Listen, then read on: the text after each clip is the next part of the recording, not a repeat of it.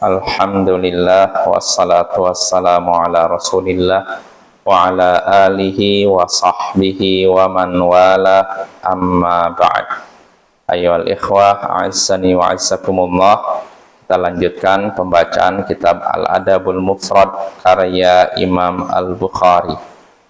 Berkata Imam Al-Bukhari rahimahullah, haddatsana Musa qal haddatsana Salam bin Abi Muti' an Asma ibn Ubaid qal qultu li ibn Sirin 'indi yatim qal isna' bihi ma tasna'u bi waladik yadribhu ma tadribu waladak.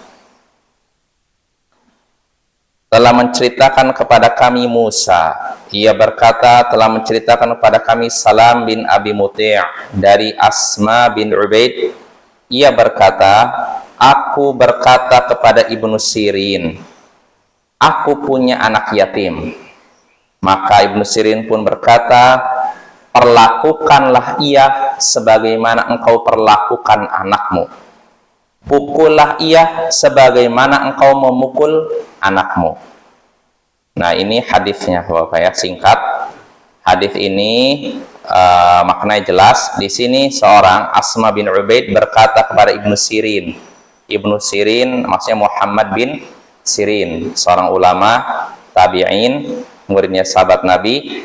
Jadi Asma bin Ubaid bertanya kepada Ibnu Sirin, istilahnya bertanya tentang apa yang seharusnya ia lakukan karena dia punya anak yatim yang dia tanggung, yang dia rawat.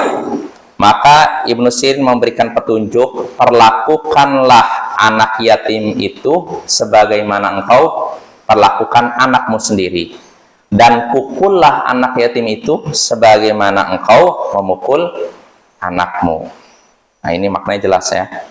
Perlakukan anak yatim seperti kita memperlakukan anak kita sendiri, dan pukullah anak yatim sebagaimana kita memukul anak kita. Nah, dari hadis ini, hadis ini cuma sampai tabi'in, kita bisa mengambil beberapa faidah atau beberapa pelajaran. Di antaranya faidah pertama yang bisa kita petik dari hadis tersebut, wajib atas orang muslim memperhatikan anak yatim sebagaimana ia memperhatikan anaknya. Wajib atas orang muslim yang mengurus anak yatim untuk memperhatikan anak yatim tersebut seperti ia memperhatikan anaknya. Artinya sebagaimana kita memperhatikan makannya anak kita, pakaiannya anak kita, bagaimana pendidikannya, maka begitu pula kita wajib memperhatikan makannya anak yatim, pakaiannya, pendidikannya, kalau memang kita yang menanggungnya atau merawatnya. Ini faedah pertama. Faedah kedua juga yang bisa kita petik dari hadis ini, bolehnya memukul anak yatim. Ya. Sebagaimana di sini Ibnu Sirin menyatakan, pukullah dia sebagaimana engkau memukul anakmu. Ini menunjukkan bolehnya memukul anak yatim yang kita rawat. Tapi ada tapinya. Memukul di sini bukan mukul dalam artian bikin dia cedera atau sakit parah. Maksudnya bukan pukulan yang membekas, tapi pukulan sayang, pukulan yang mengingatkan dia akan kesalahannya. Dipukul supaya dia sadar, oh saya salah.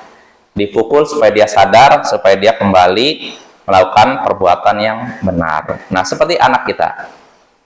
Anak kita dipukul, tujuannya bukan karena untuk menyakiti, tapi untuk menyadarkan dia.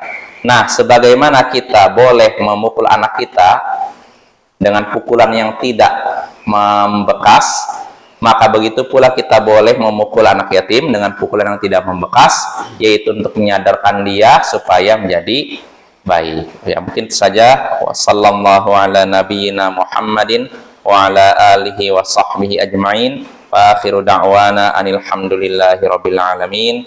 Assalamualaikum warahmatullahi wabarakatuh.